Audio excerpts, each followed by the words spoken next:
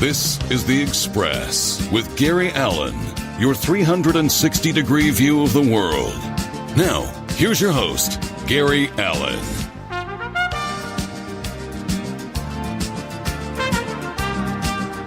All right, everybody, and thank you, and welcome to another episode of The Express. Glad to be back with you. I took a couple of weeks off between moving from where I live to now living here on the East Coast on a more permanent basis. And when I mean the East Coast, I mean last week around this time I was on the air dealing with Hurricane Matthew. So when I say I'm on the East Coast, I am not kidding. But thank you so much for taking a few minutes out of your day to join us here on The Express. For those of you that want to keep up with what's going on in my little world, you can go to Facebook, Gary Allen, A-L-A-N. Also, you can see some of my past shows or listen to them on YouTube.com, Gary Allen, The Express Interviews.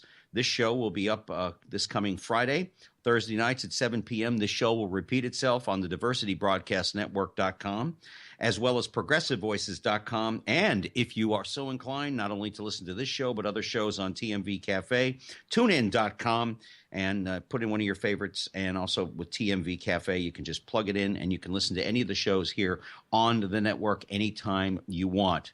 As I said, I took a couple of weeks off to move and to get orientated here on the East Coast.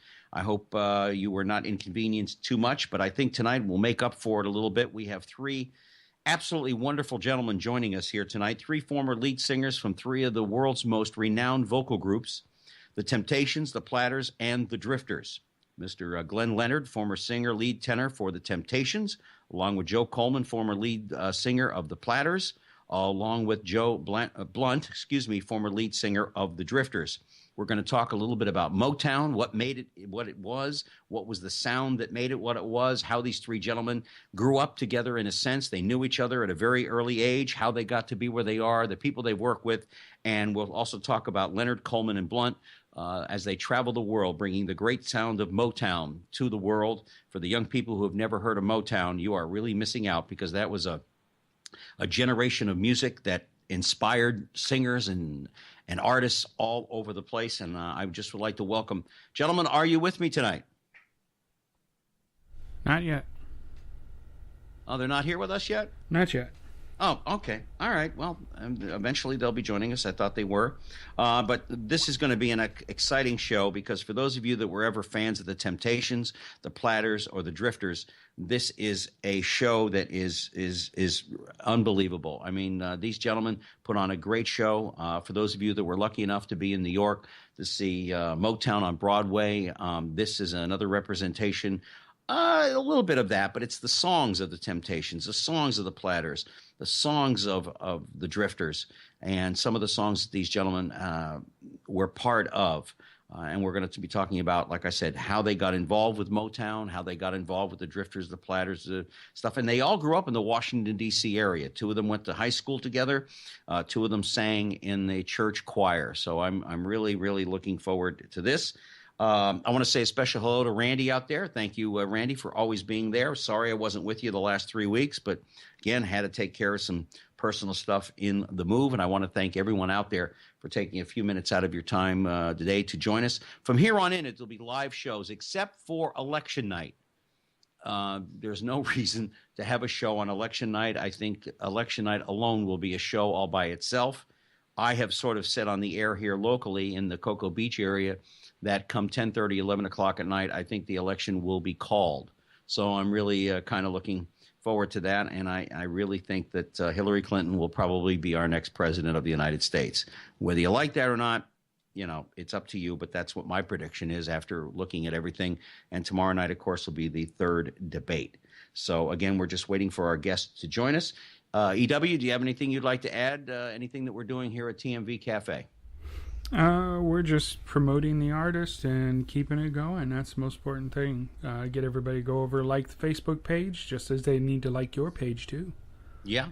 Oh, yeah. I've been getting some nice people enjoying that. I've also been able to increase on my personal page an awful lot when it comes to people listening in. And, you know, it's amazing. I've been saying now for months that I need to make a list of the people I need to send my Facebook information to. You know, when I put that little blurb out there on Tuesdays about who's coming on the show, and I keep sitting down and wanting to go through all my friends on Facebook and make a list up or a couple of lists that I can just send it all out to, and I never get around to it. I'm always something comes up. I'm busy. I get sidetracked with something else, and I need to do that to make sure everybody is aware of what's going on as well as what's going on with our network. So, you know, if you do get one from me, thank you. If you're listening, thank you. Pass it on to your friends. Thank you. All the wonderful stuff that's going on.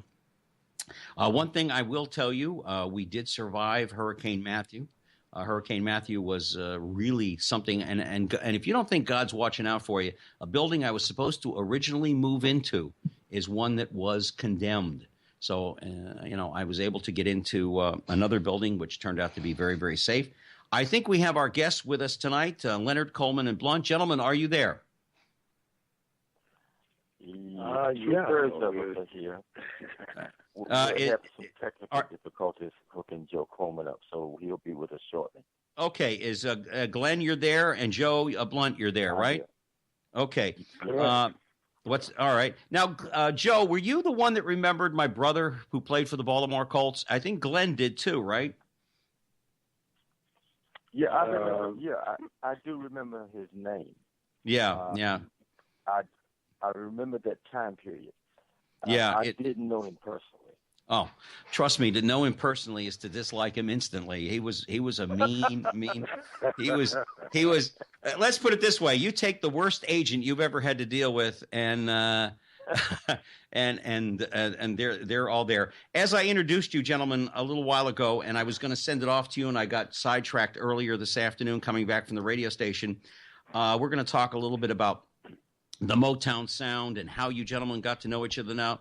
Now, Glenn, you and Joe went to high school together and you graduated together. But the two Joes, you guys were in a choir, which was led by, I think, your aunt, and your mother was the minister of the church, correct? Well, in actual fact, Joe Coleman's mother was the director of the choir. Mm-hmm. And we were all, well, myself and his siblings and my siblings, we all sang in the junior choir there at the church in Washington, D.C. Yeah. So we go back, a long time. Yeah. 50 years. Yeah, it's sort of like some of the friendships that I've had. The gentleman I work with who owns the radio station, I've known him for 40 years when we were at the down in Miami together.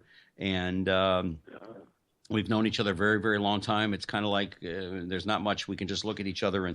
And is that the way it is for you before we get into getting into the story itself? Is that the way it is for you gentlemen on stage, since you've known each other for a very long time, that all you got to do is kind of look at each other and you kind of know what each other's thinking on stage? Well, you certainly develop chemistry being around each other. Mm-hmm. You get to know each other's idiosyncrasies. You get to know each other's emotions. You get to know what kind of things trigger certain moods and things like that. So, yeah, you get to feel each other. Pretty much when we're rehearsing, for mm-hmm. instance, we can approach a new piece of material and everybody will have the same idea as to what direction to go in. Maybe a few differences here and there, mm-hmm. but certainly the camaraderie, the years of growing up together. I often tell this when we're talking about ourselves. I mention to people that Joe Blunt and Joe Coleman go back into diapers together. Not the same diaper, but that's how far back they go. And, right. So, yeah, Joe Blunt and I go back to high school. I think some parts of junior high. Was it Joe? Yeah, actually, yeah. Latter part of junior high school, on into high school, and mm-hmm. Matter of fact, I guess when I think about it, the first recording group that I ever sang in, and I guess sang with you, Glenn, was a group called the Chancellors that we were in together. Yes, yes. Back in the late 60s. Yeah. Yes, and you signed a contract with Capacity Records, and that must have made you feel like you were Cap City Records. Oh, Cap City. I'm sorry. Must have made you feel like you were on cloud nine with signing a contract.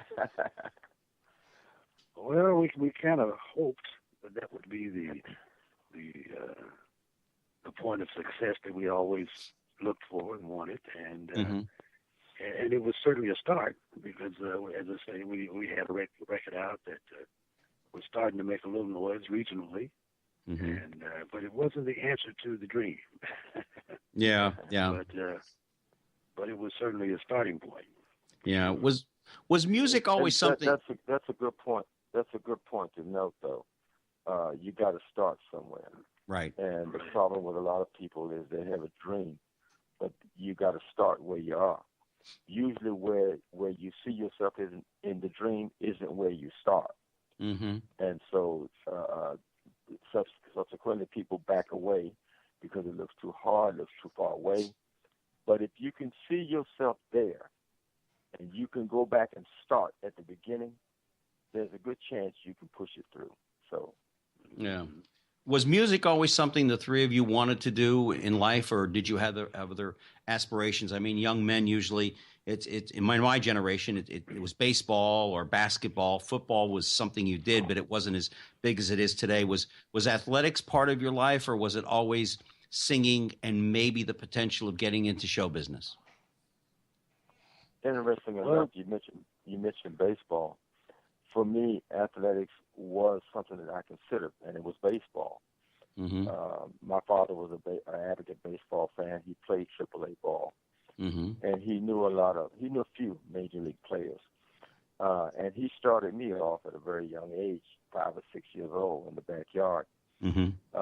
So yeah, baseball was my first dream until I guess it was right around the period where rock and roll really took off. I remember the first group that I really was touched by was Little Anthony and the Imperials. And I heard other groups. I heard groups through the rock and roll era. But when I heard Little Anthony and the Imperials and the high tenor voice and the sweet harmony, then I saw them dance. And those guys, they were acrobatic. They could do flips, and they used to do something with what they call a limbo stick, where they'd have a guy back and just I don't know what you would call it, backdrop, and he'd keep his legs under him and go into that limbo stick. And I used to love them like that. So right around that period was where music kicked in for me, and I started wanting to, I was always attracted to music. My dad did sing. Had a number of musicians in my family, people who've done pretty well. I have an aunt who was a big gospel singer here along the East Coast. I had a cousin who wound up in Vegas. So the music was always in my family, but athletics was first. Then music came. Yeah. I played high school baseball.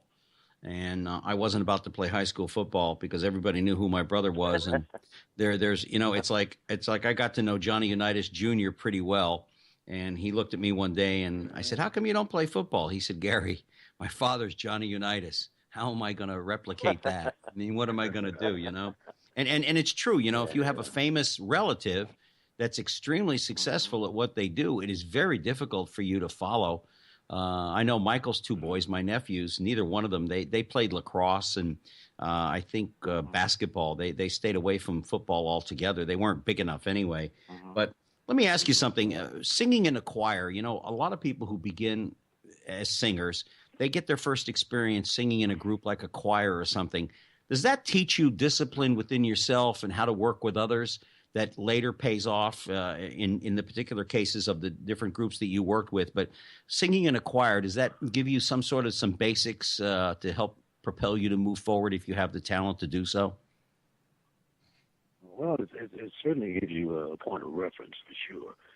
And I think that being exposed to music at an early age in a youth choir or whatever, you begin to learn things about harmonies and how to blend with other people and so forth. So it's certainly important, I think. I think it certainly had a lot to do with my development as a singer. Just the beginning of singing in church was, in the very early stages, was that was the thing that we all did. And and of course, when you start moving forward into other aspects of it, I think that in reality, I almost always seems like I always wanted to be a singer. You know? And starting out in the church, as I say, laid the foundation for that. Mm-hmm. And it's, I think, a very important part of what I am as a musician and singer and so forth. And comes out of that church background, singing with choirs and so forth. And now, Glenn, you are you're a minister. Yes. You're an ordained minister, so it's kind of come full circle. Yeah, as Joe just said, we all started out in church, and I think it's part of the reason for this stability even now. Mm-hmm. There are some things that you learn, and you got them church mothers, and if you mess up, they're gonna wear it out. So church was very, very good, especially considering that we wound up in this industry, which is like in a lot of instances can be like the Wild Wild West. Mm-hmm. So I think our church background has a lot to do with reeling us in, keeping us balanced, mm-hmm. keeping our feet under us, and that kind of thing. Not to say that we every now and then all of us are human. You have your little periods, you go through your things where you go over the top a little bit, but that foundation reels you back some kind of way, and you find your balance and your stability. And so the church upbringing certainly is a great part of who we are and why we are still here. After the Chancellors broke up, of course, you guys all gravitated and you started the Instant Groove, which eventually evolved into the True Reflections. Talk a little bit about that and some of the people you worked with and how that kept you moving forward in the industry. Well, one of the things that I think helped us even before going into the Instant Groove and True Reflections and some of these other groups, with the Chancellors, we had the opportunity to work with a phenomenal music mind, a fellow by the name of Freddie Parent, who did the original arrangement and so forth on our first recording with the Chancellors. And he went on to become a very big producer in the music industry. He produced so many different artists and so forth, down to he won Grammy Awards and the whole 9 yards. And I think a lot of times when you're exposed to people like that early on, it helps you to get a sense of what the possibilities are, first of all, when we saw him go forward and do his thing. And then when we formed the groups, the Instant Groove and the True Reflection, both groups that, Glenn and I were in the Instant Groove, and Glenn and I and Joe Coleman were in the True Reflection as well. So those were the good old days, so to speak. Yes. The lean years that you look back and you say, thank God that happened. Otherwise, we wouldn't be where we are today. Exactly. And I got to tell you. Go ahead, Glenn. Go ahead. I'm sorry. Go ahead. No, go ahead. I'm listening. I was going to say I hear that phrase being used all the time. I thank God for some of the things that happen. For some of the things that happen, I wish hadn't happened. so you gotta weigh and balance that out sometimes. Yeah, certainly the things that happen to you that you come through help to shape you and help to give you the edge that you need to be successful in life, in anything. But that's not one of those phrases that I sling around on every time something don't happen the way it should. Right. Sometimes it's just bad choices. Yeah. And so you got to learn from those too. Yeah. And you got to accept the reality. This was a bad choice. This was not meant to be. Yeah. That's how I look at my late marriage as I really didn't have to go through that to learn that lesson, But I grew up. Right. I grew up with an uncle who was a comedian on Miami Beach forever and a day, and so being around some of the people that I was as a young man, like Frank, Sammy, and Dean, and Don Rickles, and people like that, I learned professionalism. I learned what's required of you, and the one thing I took away from it, and maybe you gentlemen did too, growing up with some of the people you worked around Motown, was you don't take yourself all that serious. You don't necessarily read your press and think, oh, God, I'm great. But you take your work serious. Absolutely. You take pride in your work. And that takes us right up to Motown and how you gentlemen got there. And let's talk a little bit about Berry Gordy, because he was the mountain that he was the man that made it. And of course, Berry was an automobile worker in the Detroit area, which is where he began. What was it about Berry Gordy that made Motown what it was, and that it inspired a whole generation of entertainers and singers and dancers and writers? And did people give Berry Gordy no chance at all whatsoever to survive in the current marketplace back then?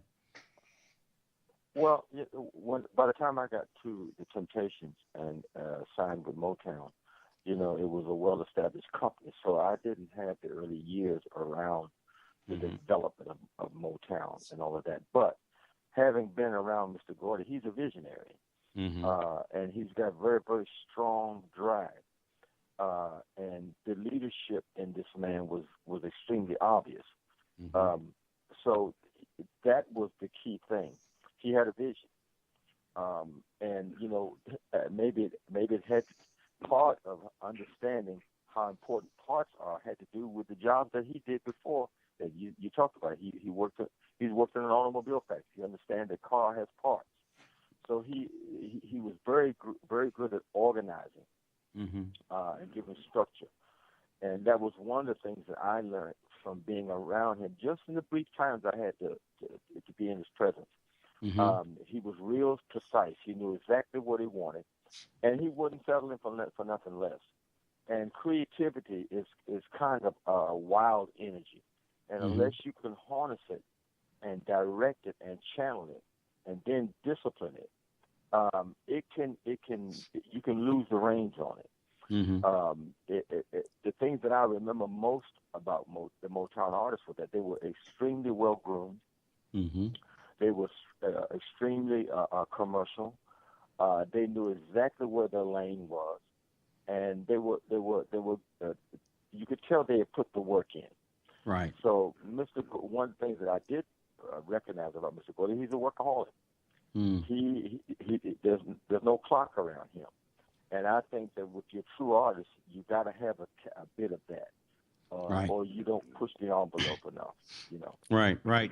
He was the mastermind, from what I can gather about Motown.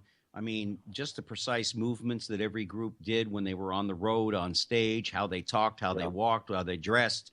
I mean, he was it. I mean, he groomed every act, and something that you and I, Glenn, are going to get into here in just a couple of seconds. But you take the Temptations, for instance. I mean, he taught those gentlemen everything they needed to do about being professional, the same as he did with Diana Ross, with Stevie Wonder, who I had the pleasure and honor of meeting a couple of times in Las Vegas. And I'll tell you what, that man may be blind as far as eyesight is concerned, but he sees a hell of a lot more than you and I will ever see. I mean, he is just he is a genius. Glenn, I want to talk, and I told you this before, so you know what I'm getting into. There was a movie not that many years ago made out about the Temptations. Now, there are some things in there that I found out since weren't 100% true, particularly about David Ruffin and how he died. The movie portrays him as being thrown on a sidewalk from a cocaine problem. And the truth is he was in the hospital when he passed away, and that there were some other stories in there. And I just want to hit on it for a second. Talk about that movie a little bit. You worked with those gentlemen. You were mentioned in the movie, I believe. And therefore, your feelings about that movie. And, it's like the movie Rudy. I mean, how much of it was real and how much of it really wasn't? Well, here's the thing. I wasn't there in the early days. So I was I was close enough around the guys where I heard stories. Hollywood is always going to put its touch on everything. Mm-hmm. They're always going to make it. They're always going to sensationalize certain things. They're going to dramatize certain things. They're going to overemphasize certain things. And the story was told, basically narrated, or the information that developed into the story was basically given from the experience of Otis. Mm-hmm. That's one perspective. Now, you talk to several other members in the group, you may get a different perspective. So what was exactly true, I think overall the gist of the whole thing was accurate. I don't know that all of the actual detailed events were exactly like they were laid out in the movie. Mm-hmm. I was not one of the original guys, so I was not there. I can't say what was and what wasn't. Mm-hmm. And to be honest with you, I've never seen the movie. I've seen clips of it. I've never watched the whole movie, and I don't know why. Yeah, I saw it all the way through once, and I've seen different clips of it too. But yeah, I just figured as much. It's like this afternoon they had Rudy on CNN, and they were talking about what is and what isn't, and to this very day, a lot of people dispute a lot of the different scenes, and Hollywood does take its. Let's talk about some of the people you worked with when you three at Motown. Some of the biggest stars, the Supremes, Stevie Wonder, the Four Tops, and of course, I told all three of you that my favorite group of all time, and please don't be offended, and you know what I'm going to say, guys, was the Spinners. I got to know Purvis Jackson pretty well, and I loved Purvis and Johnny and all the guys, and I loved the Four Tops. I loved the Temptations, but and the Drifters and the Platters. I mean, I got to see both groups, the Drifters and the Platters, in Vegas, where I lived for a number of years. And I think Joe Coleman, I think he and I even met once, I'm not sure, in Vegas when I went to see the Platters perform. But talk about that time period when you were there and the greatness that was there, and what made Motown as compared to all the other types of music that were around. What made that sound what it is?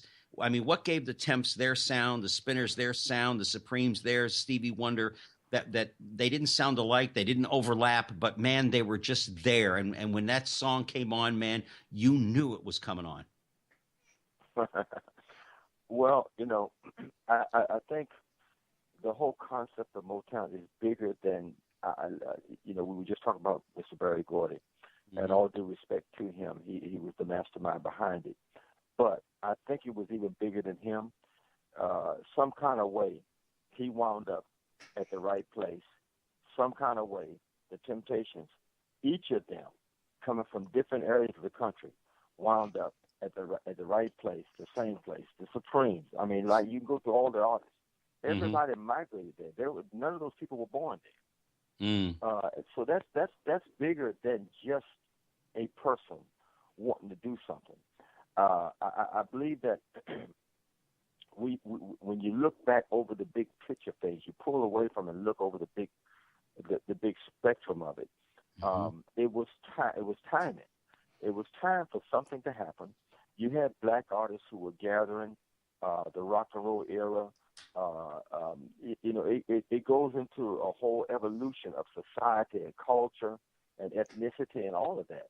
So it was much, much bigger than just the individuals. To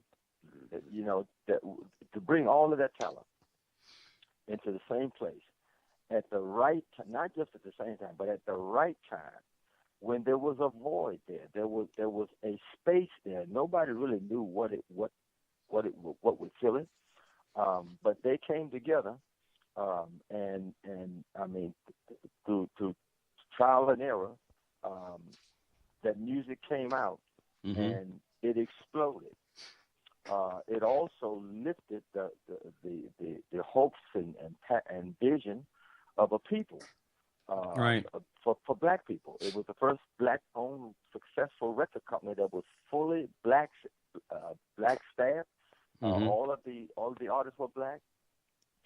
So that's bigger than just somebody with a dream. That was that the whole thing with Motown, I believe, is a part of God giving a people a light, something they can look forward to, something that can lift their spirits and their expectations of life.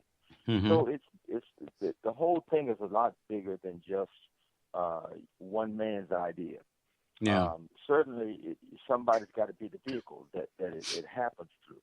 Mm-hmm. But it was great working with great artists. I mean, when I had a chance to meet Marvin Gaye, for instance, being around him, you could see the wheels turning in his head all the time.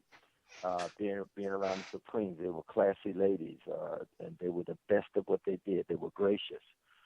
Stevie Wonder was funny. Oh yes, and yes. Great, and just absolutely great to be around. And I agree with you. I believe the man can really see. I'll tell you a quick story. Yeah. He was at the Baltimore Civic Center, and I'm trying to remember, Joe, was it you, me? Yeah. I think so. They went to see him, and I think it was some of the other guys in the group. We're gonna go to see Stevie Wonder, right? So we got past the security. We telling them we're a group and so forth. And he says, "Oh, same group." He says, "Oh, y'all come on down to the room." So we head to his hotel room, and he gets in the building, and Stevie takes off running down the dark corridor, and he opens up the door to the room, and he's stepping over equipment, amplifiers, and keyboards and everything, and we're bumping into everything. So, I'm convinced he can see. he has a tremendous sense of humor about himself, like you said. I was lucky enough to be at A&M Records the night they did, because of my roommate being an engineer at A&M right there off of La Brea, when they did "We Are the World," and he was there, and I got a chance to talk to him, and he has a wicked sense of humor. He loves to play pranks on people, and it's just unbelievable. Glenn and Joe, what was the sound that made the Temptations what they were? What was the sound that made the Four Tops there? What was the formula that made those groups, the sound, when you'd hear the Temptations music come on, or the Drifters or the Platters, and you'd hear their song? What was that formula that was part of every song that was ever produced by the three groups that separated them from all the other groups? I guess what was the formula the Temptations had, that their music had this certain beat, this certain rhythm, its certain sound, a certain feel? Same thing with the Platters and the Drifters. What was it that separated because there's got to be a formula. Everybody has. I mean, the Beatles had theirs. Dave Clark 5 had theirs. It's like Mozart and Beethoven. There's a difference of night and day. It's all classical music, but there's a difference in the. So what was it about the Temp sound and the Platters and the Drifters that was different than the Four Tops or the Supremes or the Spinners or the other groups of the day? Well, I think go ahead, Joe. I think a lot of it it starts with the writing, for one thing, I guess. Mm-hmm. There were some great songwriters during that era that came across with some amazing songs to begin with. And it always starts with a song. Mm-hmm. And of course, you got to have the talent and the vocals to go along to make those songs come alive. But the Motown had such an amazing staff of writers, with people like Smokey Robinson and even Barry Gordy himself, and some of the other great writers and producers that worked with them, Norman Whitfield and so many others. And in regard to the Drifters, the same kind of thing. We had writers like Carole King that wrote Up on the Roof and some of the great Drifter classics. And it always starts with a great song. And once you've got a great song, and then you build on that with the vocals and so on and so forth. And hopefully, at the end of the day, you come out with a hit record. Yeah. And do you know? Real quick, Glenn, Joe, do you know when you've finished recording a song? Do you know that it's going to be a hit? Like an actor finishing a movie. Do you know that it's going to be a hit, or do you go, I'm not too sure, or do you sometimes think it's going to be a stinker, but and it turns out to be a hit? Do you know, or you? I mean, because sometimes the B side of the old 45s turned out to be a bigger hit than the A side. So, do you know, or do you not feel that this is going to be a hit or not? Well, I think everybody thinks they know, but the reality of it is nobody knows. I mean, we all know what feels good and what we think what we think would be a big hit, and I think every artist that goes in the studio thinks that the product that they've done is exceptional. I mean, right. we wouldn't be great artists if we didn't believe in the music that we do. Right. But at the end of the day, the public has to make a judgment, and a lot of it depends on the promotion and all of that. There's so much that goes into what makes a hit record. That's the other part of it. I think you do know when you got a piece of material that's good enough. Mm-hmm. But it certainly has to be promoted. It has to be marketed right, and the timing has to be right. There has to be a window. Mm-hmm. Your greatest hits usually come when there's a void of quality or hits on the radio. You're not hearing a whole lot of hit stuff. Then all of a sudden something comes out. Mm-hmm. So you have a sense that you got a piece of material, you got a product here that's good enough to be a hit. But if it's released at the right time, if it's marketed right, promoted, and all of that, those are the things that oftentimes determine whether you got a hit. I want to make one mention about you asked about those things that were made certain groups unique. I think the thing, I'm speaking on the Temptation now. I think one of the things that made them unique was that they had 5 lead singers.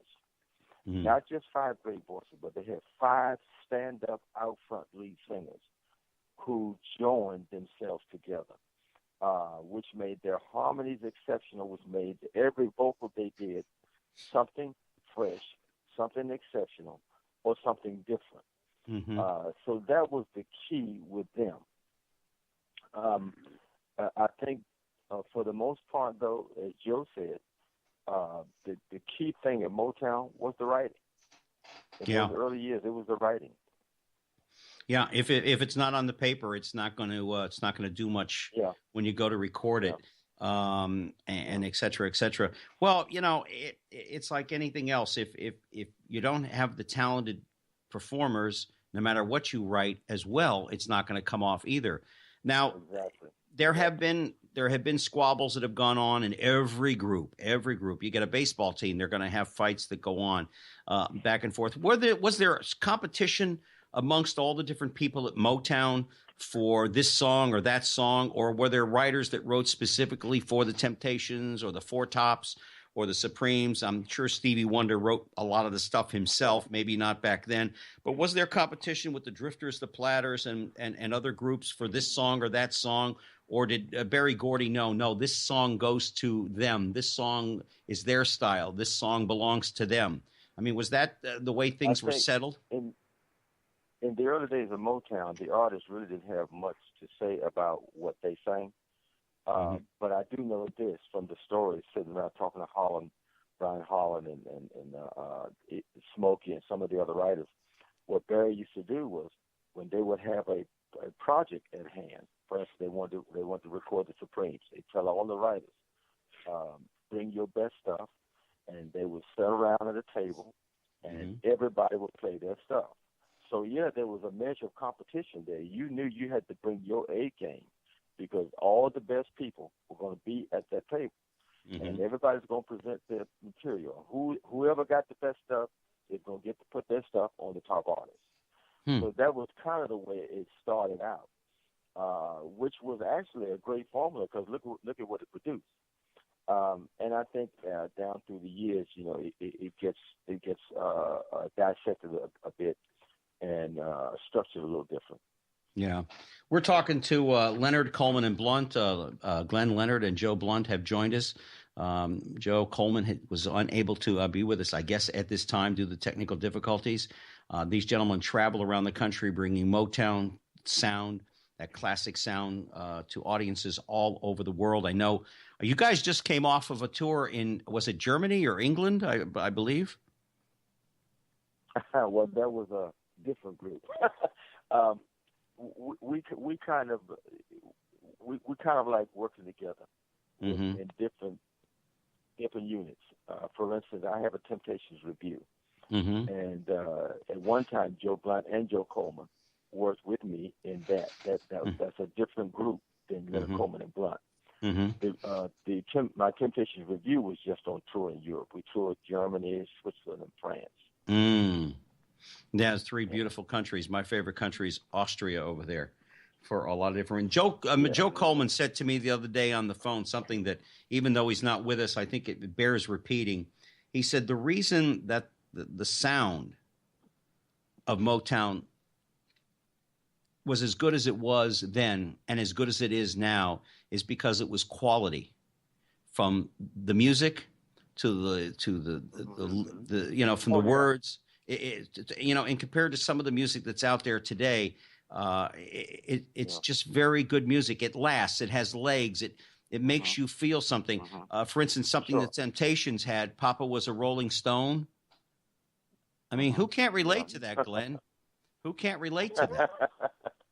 Now the story in the movie was that was actually written, and one of the Temps, his father actually died on the 6th of what have you. But I mean, that a lot of the songs that the Platters, the Drifters, the Temps did, they're really kind of wrenched your heart sometimes, made you think, made you kind of go back. And Joe was saying how those songs last today because they were quality. The music was good. It was written well. It was sung well, performed well, marketed well. And that's why it lasts longer than a lot of the stuff that's out there today. Yeah, no question about that. Yeah. I thought one of the things I think that helped to make Motown so strong was that they promoted not just the artists and the music, but they promoted the Motown sound, and to the point where other artists that came along in that same era, like the Drifters and the Platters, who were not with Motown, the label. The Drifters were with Atlantic, and I think the Platters were with Mercury or something other. But they were before the Temptations. Yeah, actually, yeah. But what happened was that Motown, I think, promoted not just the artists, not just the songs, but the sound of Detroit, the sound of Motown. Right. And I think because of the way it was promoted, a lot of people associate all the groups from the era as being a part of Motown, when in actual fact, there were other labels involved that were not a part of Motown at all. But the music and the quality of the songs and at the time were great hits and so forth. When someone left the groups, whether it be the Platters, the Temps, or the Drifters, and someone new was being brought in, who had the final say? Was it the group itself, Berry Gordy, or was it, in the case of the Temptations, was it just Otis? You're either in or you're out, or this is who I want to bring in. I mean, if someone had left due to illness, or they quit, or they moved on, like Eddie did and David did and others did, and someone new came along, who had the final say, or was it a group decision? Well, in the early days, I'm sure back in when David first left, when David left the Temps, I'm sure Barry and some of the other probably executives at Motown probably had some voice or reaction, to it. But later on, first, by the time I got there, Otis and Melvin had acquired the trademark, for their name. They didn't have the trademark all those early years. I think Motown did.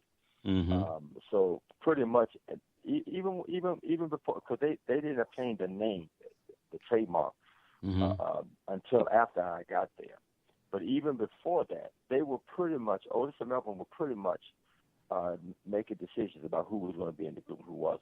And, being two of the founding members, they were there in the beginning. That's their right. They were the long-standing members, original members, and they had the reins. So if they felt like you fit the style, if they felt like you brought something that could enhance the style, you got the nod. Right. I remember during the period where I auditioned, well, after I got there, Dennis left, and we auditioned some great singers, and one of them in particular was still a great friend of mine, Louis Price, who became somebody Barry Gordy still sorts after today. Every time Barry has a big party, a private party, he calls Louis Price. He don't call it Temptation, but Louis was replaced by Dennis when Dennis decided to come back, and that was Melvin and Otis's choice. But it didn't make Louis not be a great singer because he is a great performer, great writer. Oh yeah, there's just they pretty much had control of who came and go. Was Melvin as nice as the movie portrayed him? Melvin was the heartbeat of the Temptations. He was a great guy. He was also driven. I think he and Otis were friends, and I think when Melvin told me the story, Otis had to go and ask permission, talk to Melvin's mother, Mama Rose. I know Mama Rose. Had to go get permission from Mama Rose to even sing with it.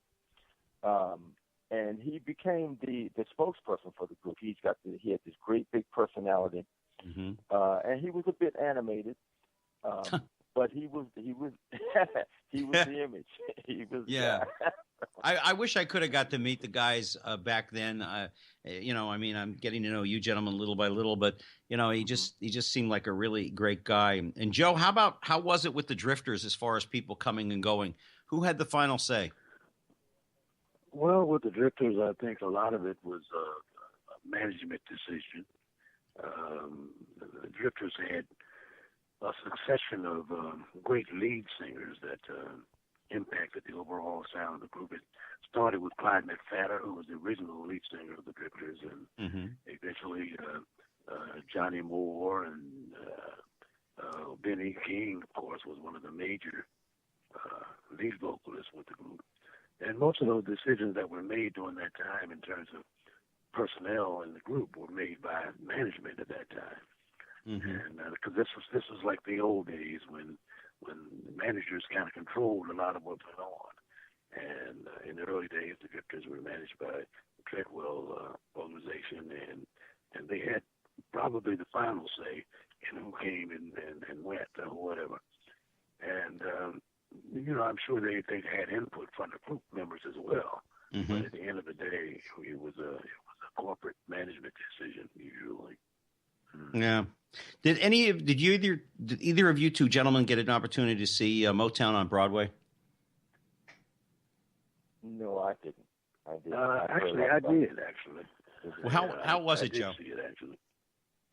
Oh, I thought it was great, personally. I mean, and partially because of the fact that having kind of grown up to that music and listening to those songs, it brought back a lot of memories. And I thought they did a pretty good job of portraying the atmosphere and the sound in general. And I think the public appreciated it because it brought back a lot of memories to a lot of people. Yeah. How do you find that interesting when you travel around the world, whether you're doing the group with the Temptations or the three of you together, and you run across young people who obviously are way too young to have experienced the Motown sound live like I did in the 50s, 60s, and 70s. Do you find a rebirth of the music and an excitement about hearing it for the very first time, and this big smiles on people's faces when they hear real quality and real, just great music? Well, interestingly enough, we get so many comments from young people who come to our shows, and they've grown up on the music from listening to records and tapes and so forth from their moms and dads and from their grandparents and so forth. And it's amazing how many of them have been actually influenced by music from that era. It was before their time, so to speak. They grew up listening to it from their parents, first of all, or their grandparents, whatever the case may be. And it always amazes me when I see some of the because a lot of our audience quite often is a lot younger than our music is. Oh yeah, yeah. I recall a young girl actually, and her brother and her dad at one of my Temptation Review concerts. And the little girl was the youngest, but she's singing all the lyrics to every song. And they got there. They were there early. They got there for the sound check. It was an outdoor event, so it wasn't like we could close the doors to do the sound check. So her brother and her dad was sitting there while we were doing the sound check, just making sure the mics were set and everything. And she's singing every lyric. And so afterwards, I walked over to him and said hello. And I asked her, I said, "How do you know these songs?" She said, "Because my mom and dad won't let us listen to nothing else." I thought that's wow, that's fascinating. Oh, but it was a must. It was a must in their house. They let him, and I think the story goes that the dad would let him listen to some of the stuff they liked, but they had to listen to stuff that he liked. So.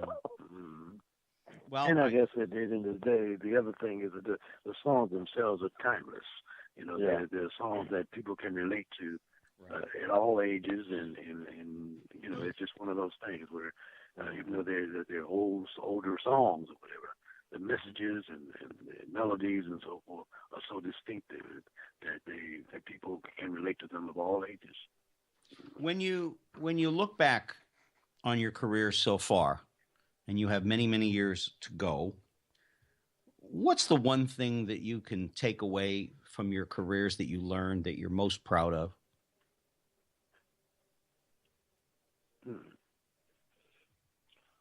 Well, I think for me, it's probably not the only thing, but the thing that comes to mind first of all is that I was able to touch people and make their day better, make their life better. And something that we sung, show they came to, was a point that, and now when they look back over their life, it's something they can look back on and still get joy and excitement and relief and be uplifted by it. I think that for me is probably the one thing that touches me the most. Yeah, Joe? and it's no question about it that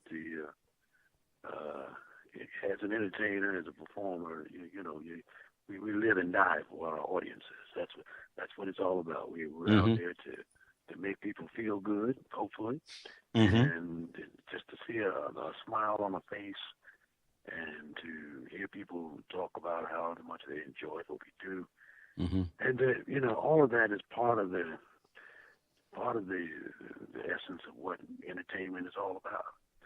And the fact that we love doing what we do, and to be appreciated by people doing what we do, it's a great feeling. It really is. And the other thing is to have worked with some really great artists within the group. When I was growing up, I was listening to Drifters material and so forth before I joined the group, long before I joined the group, and to eventually wind up in the group and sing alongside people like Benny King and Johnny Moore and so forth. All of that greatly influenced me as an artist. And as I say, the enjoyment of watching the faces of audiences who, when we come on stage and do what we do, and know that they appreciate what we do. We're talking to Glenn Leonard, former lead tenor of the Temptations, and Joe Blunt, former lead singer of the Drifters, here on the Express. Go ahead, Glenn. I know you're going to say something. I do want people to, with all of the history that we have, and it's always exciting to go back and reflect and relive, I do want people to know that Leonard, Coleman, and Blunt are moving forward, and we do have things in the works. We are in the studio recording. As a matter of fact, we're going to release a Christmas song. You're All I Want for Christmas is the name of it. We've been working on new material. Prince even gave us a song And it's funny because right after he gave us this particular song to add to our repertoire, he passed. So we got things in the work, and I want people to be looking out for Leonard, Coleman, and Blunt. Yeah, as a matter of fact, on Wednesday, November 30th, you guys are going to be at Magic Moments at the Lakeland Center at 7:30 in Lakeland, Florida, which isn't too far from here because I'm on the East Coast, but that's inland about a couple of hours. But yeah, you guys are going to be over there, and I know you travel a great deal. With all the talent that you gentlemen have, and you wouldn't be where you are if you didn't have it. Excuse me. Do you never take it for granted, and you take care of it? Do you think it's a gift that came from above? Oh, there's no question. There is no question about it. Listen, anybody that thinks that they made themselves, that they put themselves together, they're delusional. Yeah. They're delusional. Yeah. And they need to take a chill pill somewhere. Yeah, it's certainly a gift. It's certainly a gift from God.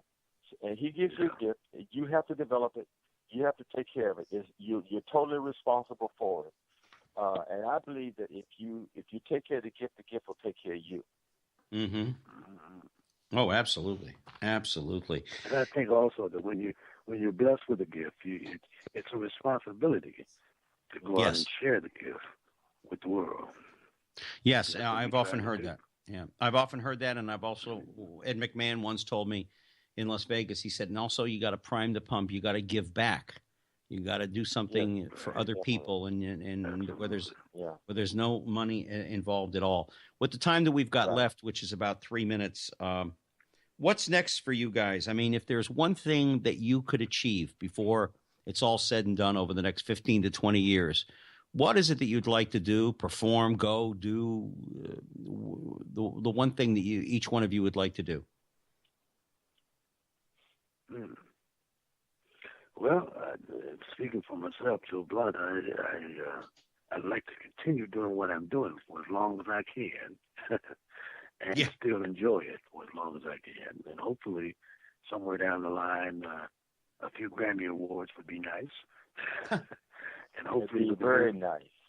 Be very yes. Hopefully, with the new material that we're working on now, and some of which we've already recorded, we're very hopeful that that's the next stage. I tell you what, this our story is kind of like we've come full circle. Mm-hmm. I would like to see Leonard Coleman and Blunt established, and really get to the top of their game and have some hits and, like Joe said, some Grammys, or whatever, because we started out together. Mm-hmm. We went different directions, and ultimately we came back together.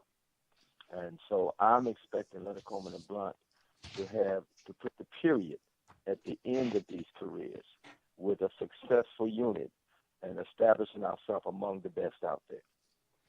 Well, I'll tell you what, gentlemen, I've had the great honor of meeting you via the telephone. And, of course, I want to thank Jessica, your agent, for getting you on this program. And I'm hoping that I can get a nice autographed picture from you guys here, have Jessica send it to me at some point or another, put on my wall of fame here. But it's really been a thrill for me, and I want to bring you back. And next time we're going to play some of your music and talk about it and talk about everything that's involved. And I wish you nothing but the best, and I thank you very much, both of you.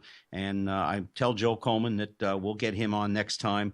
And I thank you for taking the time out of your day to join us here on The Express. And again, I'm going to have you back when we can get you booked, and we'll play some of your music at that time. And I thank you, gentlemen, both of you, Glenn Leonard from the Temptations and Joe Blunt from the Drifters. And please go out and see them. They're going to be performing at the in the Lakeland, presenting Magic Moments at the Lakeland Center, 7:30 p.m. in Lakeland, Florida. Any other dates that are around the country you want to talk about? Well, we move around quite a bit. We're going to be locally in this area on November 11th. There's a place called the Platters Blues and Jazz Club, and then we're up in Ohio, November 17th at Youngstown State University. And then Ripley, West Virginia, and later on in November. And, of course, as you mentioned, the big show, November 30th at the Lakeland Center in Lakeland, Florida. So we've been moving around the country, and anytime you see the name really Coleman Blunt, come on out and check us out. We'd love to see you. Absolutely, and they're great. They're just fabulous. What can I say? And I'm so grateful. Thank you, gentlemen, for joining us tonight. And before I say, God bless and give Jessica my best, would you please? We've had the pleasure of having Leonard, Coleman, and Blunt on the radio show with us this evening. For those of you that managed to listen to us here, thank you so much for joining us here on The Express. Keep in touch with me through Facebook at Gary Allen. You can also go to youtube.com, Gary Allen The Express Interviews. On Thursday night at 7 p.m., this program repeats itself on our sister station, diversitybroadcastnetwork.com, as well as progressivevoices.com. TuneIn.com is where you can listen to this show and any other show on TMV Cafe. Until next week, folks, we have Fran Kappa joining us next week, so you know it's going to be a fun-filled hour with her as she tells some of the craziest stories on earth, my comedian friend. Until next week, take care of yourselves and each other. You've been listening to The Express with Gary Allen. Join us here every Tuesday night at 10 for more captivating talk with Gary Allen. See you next time on The Express.